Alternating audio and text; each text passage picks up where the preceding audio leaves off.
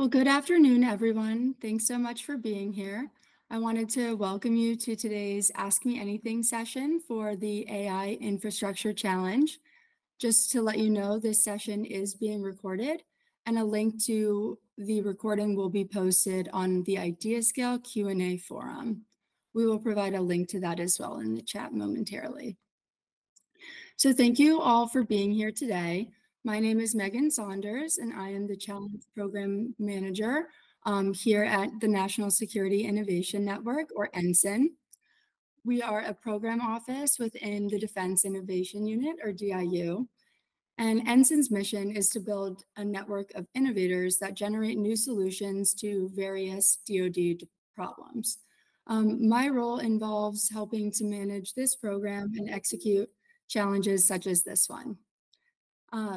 This challenge is in partnership with the Naval Facilities Engineering Systems Command and the Program Executive Office of Industrial Infrastructure.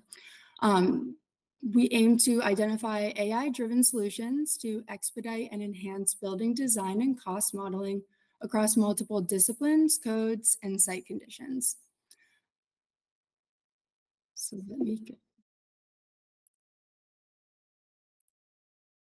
So just a brief overview of what we're going to talk about today. I'm going to dive into some of the administrative items and talk about the challenge in a little bit more detail. And then we will turn it over to some of our mission partners to discuss the problem statement and their organization. So to review the timeline, the solicitation will close at 11:59 p.m. Eastern Time on June 19th. The finalists will be announced on June 26th, and then we will have a pitch rehearsal and pre-recording of pitches on June 28th in preparation for a virtual pitch event on July 2nd.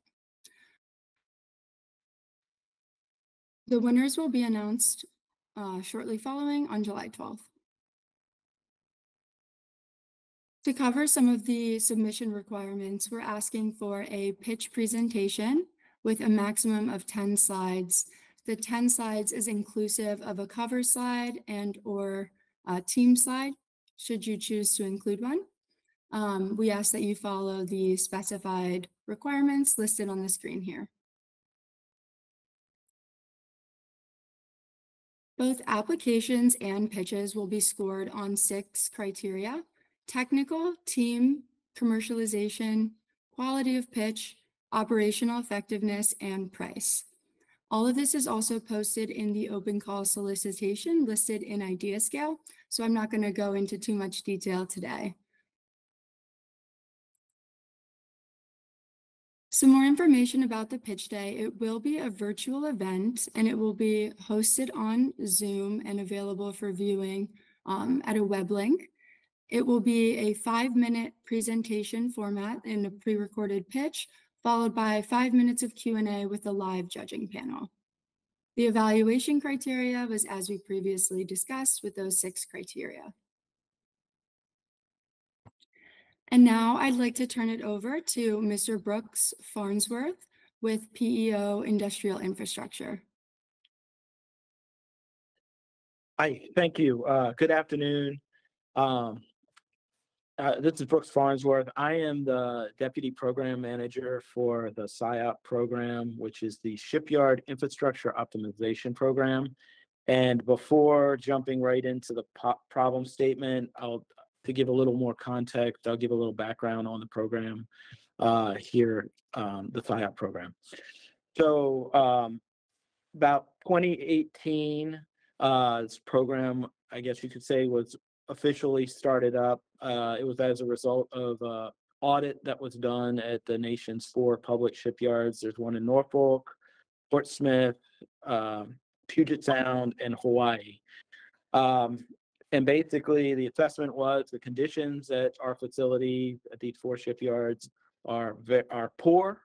We need to modernize, upgrade, and repair significantly a lot of it. And this is a place where we do ship maintenance of our nuclear fleet. So our Virginia class submarines and carriers predominantly. So given the scenario of the conditions and the fact we're going to have to invest lots of money to get them right, we also identified that these shipyards were originally designed to build ships, not maintain ships, and definitely not to maintain nuclear ships.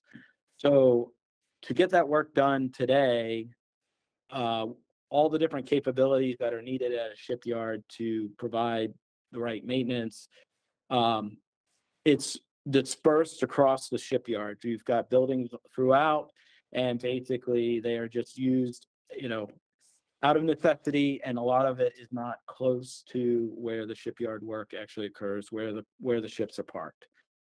So over the last 5 years or so, we've been in the process of putting together plans for how to basically completely overhaul all 4 of these shipyards. And one of the major pieces of this is that there's a lot of facilities design work that comes with that. So to kind of jump into the problem statement, we are trying to stand up like an integrated approach across all 4 yards of taking buildings down, building new buildings, or repairing and modernizing buildings.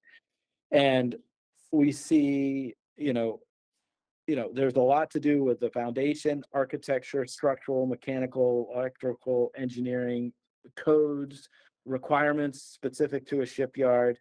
And right now, our designs are one-off. So there really is an opportunity to, we want to learn more about what AI is out there as far as informing designs and being able to maybe run different scenarios to come up with making the most optimized selection for what a facility should be. And I will give one example that where I definitely see an opportunity for the AI. One of the things that we have determined already is it's very beneficial if we can put what we're calling a waterfront production facility, which is a large facility that's near where the ship maintenance occurs. And inside of that facility, you need several different capabilities as far as production and different things that you would do to support a ship maintenance availability. And we're going to need across the 4 shipyards probably 15 or 16 of these facilities. And the geographic area that we have to build these facilities is slightly different, but essentially we should have standard capabilities throughout. So to me, if we had like kind of a standard design that we started with, and we could use AI to accommodate the geographic situation, or looking at, some have more people, some have less people, being able to expand certain facility aspects without having to do a one-off each time for one of these waterfront production facilities, that would be huge for the Navy. So that's the best. I think that's a really good example to hopefully give some context to where our head is at and the sort of thing that we'd be interested in learning a lot more about from this challenge. Over. Thank you so much, Mr. Farnsworth, for your insights and additional information about the SIOP program. I just want to briefly cover some of the technical capabilities that are listed in our solicitation. I'm not going to read out all of them in too much detail, but we are looking for capabilities with AI-driven design and cost model generation. If the solution is going to process any sort of CUI or NNPI data, it must be IL4 or 5 compliant. And we're looking for multidisciplinary integration as well. Some additional capabilities are adaptability to local codes and standards, performance optimization, and real-time collaboration and feedback.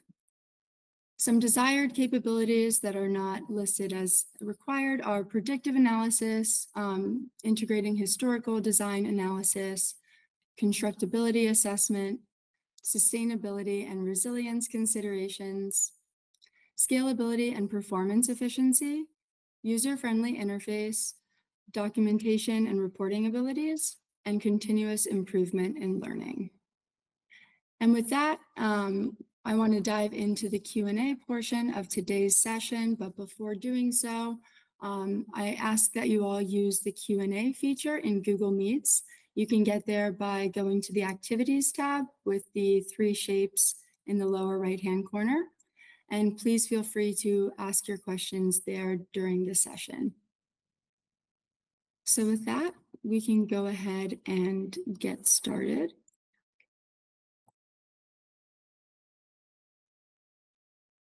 There is one in the chat I see. Hi, could you elaborate if we get a copy of the slides afterwards?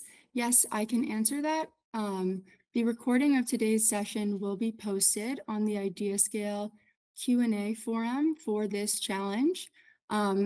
We will send the link to IdeaScale in the chat momentarily. And thank you, David, for elaborating as well. Next question, how many awards are anticipated? It is not specified the number of potential awards to be given. Up to 15 finalists will be selected to participate in the virtual pitch event with $250,000 in awards to be distributed as the judges and subject matter experts see fit, and depending on the quality of the solutions received. So to answer your question, it depends. We typically have seen, 3-ish winners in the past, but that's not to say it could be different in this instance.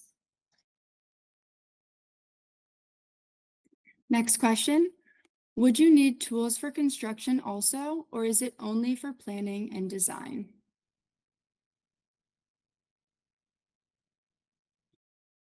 I can elaborate on this, but okay, go ahead, Mr. Farnsworth.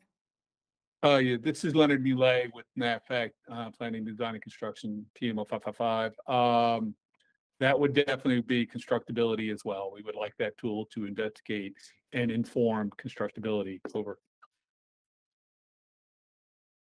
Thank you so much. Does that answer your question, Cam?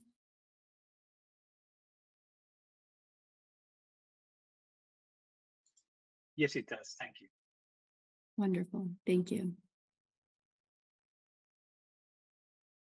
Next question, are you looking to improve facilities as well as the tech stack at each shipyard? Will you be trying to upskill the workforce as part of this?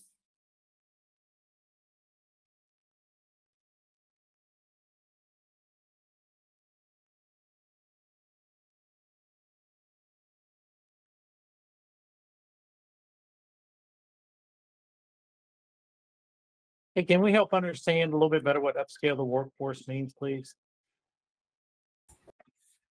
Sure. This is actually David. I was just thinking about your, AI infrastructure and whether or not, if you're also improving the technologies at the shipyards, will you be needing to train your workers to use those technologies, or do some hiring to get, workforce that can actually use kind of a cutting edge tech stack? Does that make sense? Yeah, Dave, got it. All those, sir. Absolutely looking to part of SIOP, which Mr. Farnsworth went over, is also updating the capital equipment, connecting equipment to allow us to track processes. And all this is for naught if we don't have well-trained people performing the maintenance, Dave. So thanks.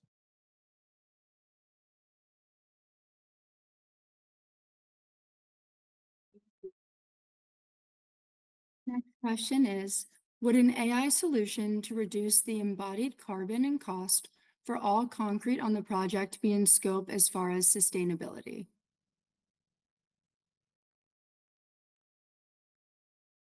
Yeah, because when based on how the AI software is programmed, it would most definitely have to address those limitations, something that would reduce carbon footprint, or something that would optimize square footage, or something that would blend into historic issues. All those various considerations should be in it. Over. Thank you so much. The next question is, could you elaborate on how you envision us connecting us to end users after the pitching to receive a contract? So I can answer part of this question, which is the prize money is the awards as part of this challenge. This challenge satisfies the competitive process for the potential for sole source justification should the mission partner choose to want to enter into a follow-on contract following the conclusion of this challenge. But no, it is not directly part of this challenge. Hey, Megan, I can jump on that. Sorry for joining late, everybody. I had some issues with my government computer. My name is Cody Reese. I'm the Chief Technology Officer for NAVFAC Engineering and Expeditionary Warfare Center. So there are a variety of opportunities that may exist after this, right? The prize challenge is just sort of the first foray into, hey, what cool stuff are we going to receive? And so whether those things are, production ready to potentially be employed in a future design for a shipyard facility, or whether or not they're a technology that might need a little bit more development, there are different organizations across NAVFAC that would then potentially field those kinds of products or services. On the technology side, that would be something for the Warfare Center, and we have authorities to use a variety of tools such as cooperative research and development agreements, FAR-based contracting, other transaction authority to do OT type things. And again, as Megan said, the prize challenge does satisfy the sole source or sort of preliminary criteria to actually go through those things. So I will make myself available if it's a technology related product, and we can connect after the prize challenge concludes. Over. Thank you so much for elaborating, Cody. Next question. Is there a baseline data set or typical shipyard site plan available to use as a reference? We are not planning to release any data as part of this challenge. Whether or not there are publicly available site plans, I would have to turn that over to our subject matter experts for more information.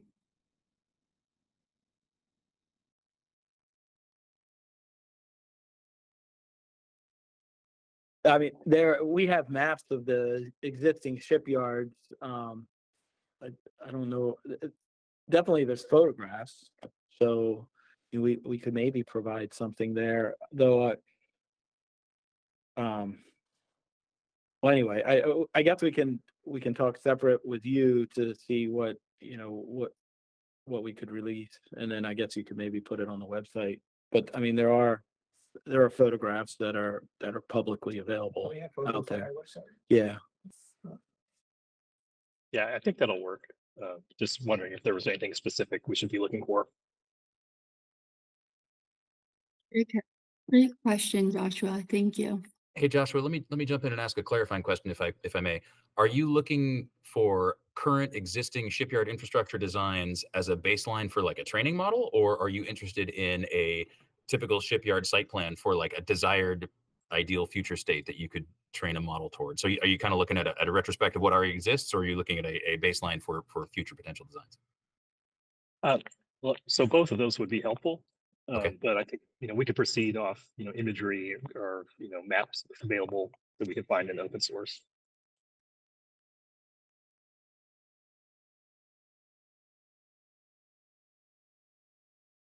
Thank you.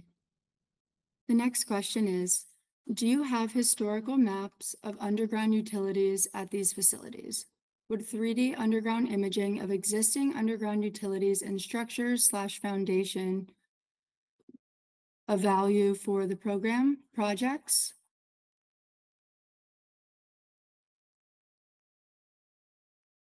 I think I can answer that. This is Keith Christopher with NAVFAC specifically.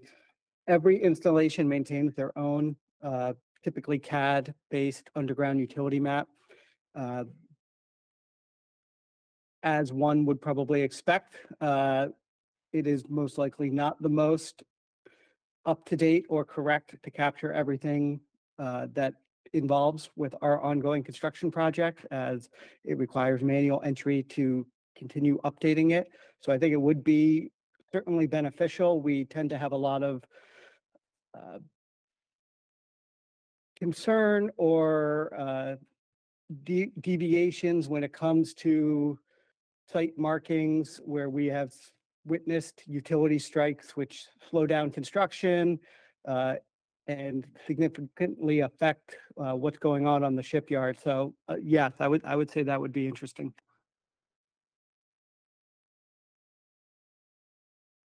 Thank you. The next question is, are you looking for an automated software-driven energy reduction demand response technology for residential and commercial buildings? This technology would enable energy efficiency and cost savings throughout a building.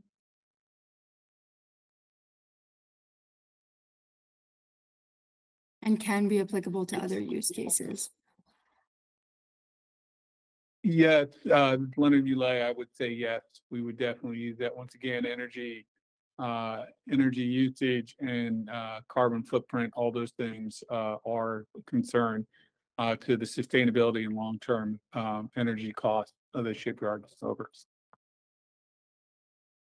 Thank you. Hey, Anonymous, I got to ask a clarifying one on that. Is that a again, to be used to inform planning and design activities, or is that related to real-time management of current installed infrastructure? Over.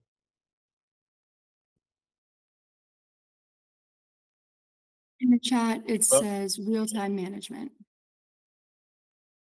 Gotcha. So less of a design tool and more of a adaptive energy response tool. Noted. Thanks. Thank you. Feel free to continue asking questions in the chat. I'm not seeing any at this time. I'd also like to offer the opportunity to raise your hand and ask your question verbally as well.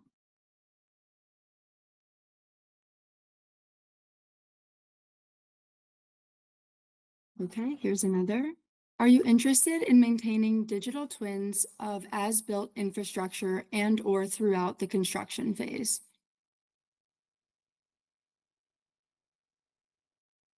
This is Leonard Ulay, yes. Great, thank you. Todd, does that answer your question? Yes, I mean, that's about as simple as it gets. But I mean, I guess maybe if you could educate me a little bit on what you have now. We have a solution for these things. I just don't know what you have now and how it's maybe, lacking.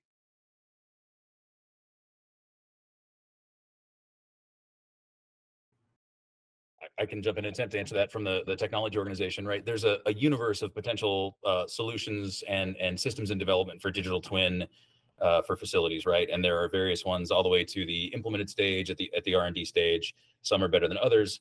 It also depends on what you're actually trying to replicate. A lot of, as I'm sure you know, in the digital twin space, to be an effective digital twin, it relies on sort of data inputs from the thing you were trying to twin. And so in the case of facilities, that's not exactly a continuous demand stream, unless you're talking about things like energy data or lighting data or power data, or one of the things that's sort of a plant equipment type associated thing. What you're not going to have in most facility digital twins is roof condition index, or how's the paint on the bathroom wall, right? So those are some things that are going to make it, or are challenges in the current digital twin space relative to facilities and infrastructure. That inform a lot of life cycle cost, maintenance planning, et cetera. So we're doing decently with the development and implementation of capabilities on digital twins of the plant equipment, mostly the electrical or water infrastructure, less so on the actual facility condition index. Over. I see. So let me make my question more specific then, which is, so we build a system for building basically surveyed engineering grade 3-dimensional models of infrastructure. We have invested a great deal of effort into making it simple and easy to use. It's a handheld custom camera system that we build. And then we have an AI stack that basically converts photographs into beautiful 3D models that you can do engineering work on. You can do it, during the construction phase. You can do it after the phase. We're currently targeting electric utility infrastructure as our go-to-market, but with great success, I might say, but I'm just wondering if this is the sort of capability you would also like to have in-house. Speaking more broadly for probably this price challenge and beyond, yes, absolutely. We're exploring a variety of techniques and technologies in that area. Let me ask you this: does the solution you're developing include the ability to do segmentation, i.e., separation and identification of specific infrastructure pieces? Like, hey, that building is different than that ISO container or whatever. Or is it just a contiguous? Yes, absolutely. There's an AI component that segments the scene by assets, and then if we have the right data, we can then classify those assets within the scene. That's exactly what we're doing in the utility space. You basically scan a distribution pole, and you're asking, all right, how tall is it? Where is it? Are the lines sagging? Where are they attached to the pole? What are the transformers on the pole? What are the insulators? All these sorts of things are common problems in electric utility infrastructure. So I'm wondering if that need translates to what you're looking for here. I would say yes, absolutely. Again, the piece to be cognizant of in this space, though, is the data security requirements earlier, right? We're going to have some restrictions on if the tool is a cloud-based processing thing. Any processing needs to be IL5 appropriate to handle potentially sensitive shipyard data, right? So yes, absolutely interested in that kind of tool. Just be cognizant of the data restrictions. Over. Okay, understood. I'm not the right person to ask about the data security, but I will find that out. We do currently do all the processing in the cloud, but we're going to develop an on-prem solution also for the future. So that's where we're going. Awesome. Thanks. Look forward to it. Thank you so much, Todd and Cody. Thank you, Cody. The next question, how complete of a solution are you looking for? Is it more idea-based or more based on functional AI models? Yes.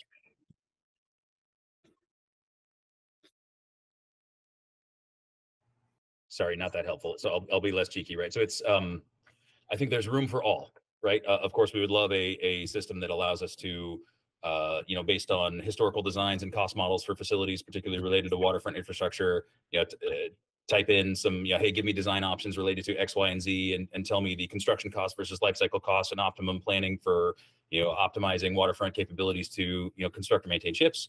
Or like, hey, we've got an idea with, a third of that or a tenth of that, and here's how we would approach it, right? There's room for all of those in terms of whether it's a mature product or whether it's still needs some research and development.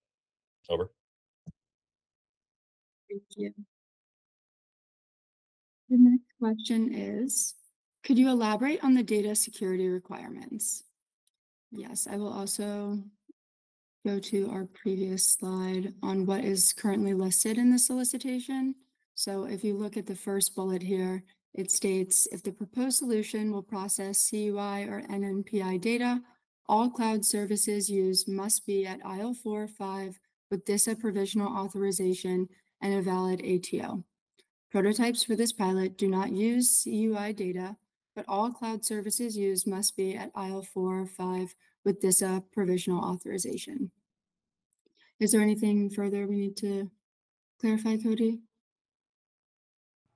No, but if anyone doesn't understand that, what that basically means is that there are substantial limitations on data that the government can post in a uncontrolled cloud environment, right? Where it would be potentially ingested by the internet.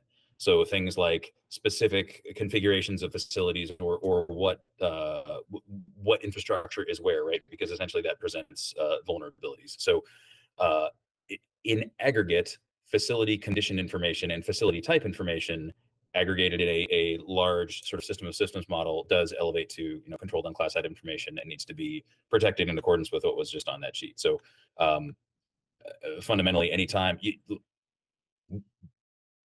we have room for products that use notional data sets to demonstrate capabilities, but at some point these are going to have to be used on Navy bases and shipyard infrastructure, which is going to require either an IL4 or 5 compliant cloud or an offline locally processed version.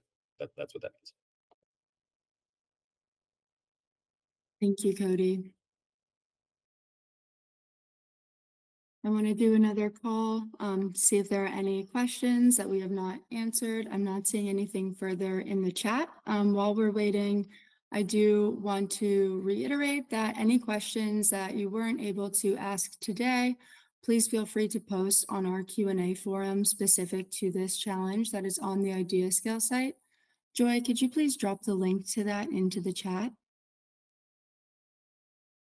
And with any issues or difficulties accessing the IdeaScale platform, please email challenges@ensign.mil. That is our challenge team, and we will be happy to help address your needs.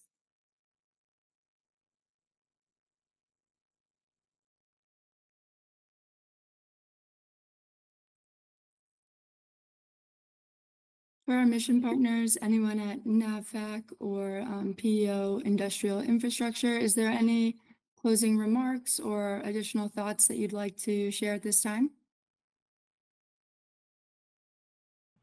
Hey, I got one. Again, Cody Reese here. I represent the technology implementation side across the entire NAVFAC Systems Command, right? So a lot of what we described or was described or questions that were asked today aren't exactly targeted towards, generative AI for, planning, design, and construction and cost modeling of stuff. But that doesn't mean we're not interested. So please send it, because whether or not it relates to this prize challenge, everything that was asked is potentially can extrapolate to broader needs across the facilities domain. So I look forward to seeing everything that's submitted and figuring out where else we could take those kinds of capabilities and how we could adapt them, whether it's in the scope of this prize challenge or beyond. Over.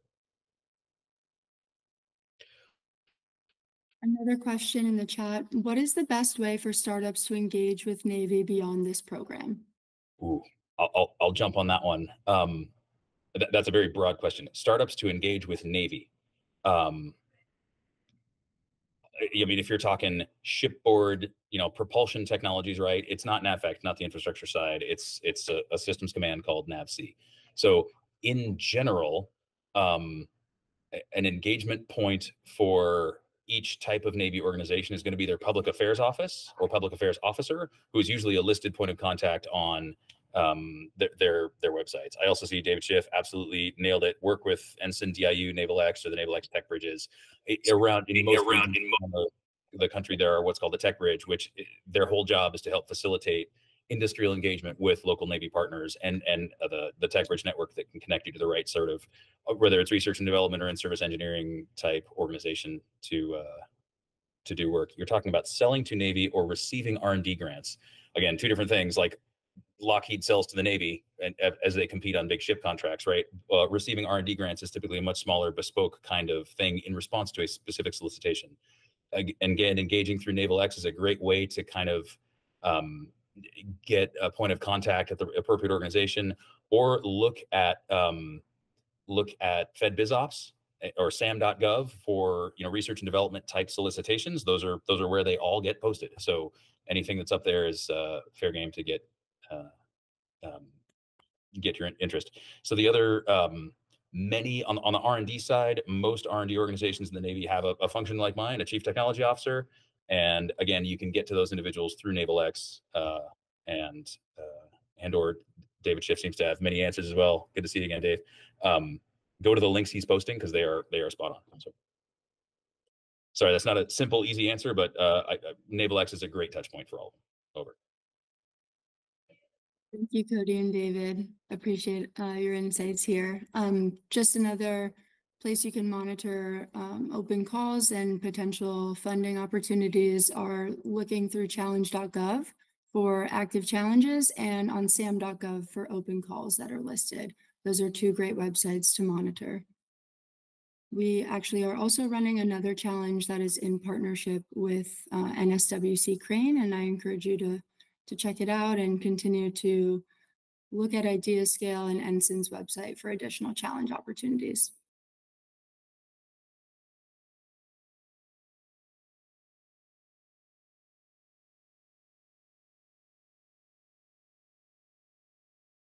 Great. All right. Well, I'm not seeing any further questions at this time. Again, if there's anything you didn't have the opportunity to ask today, please feel free to post it on the Q&A forum, and we'll funnel your questions through our subject matter experts here and get you an answer within the week. So thank you so much again for your participation and engaging in this session. We really look forward to this challenge and seeing your proposals. Have a great day.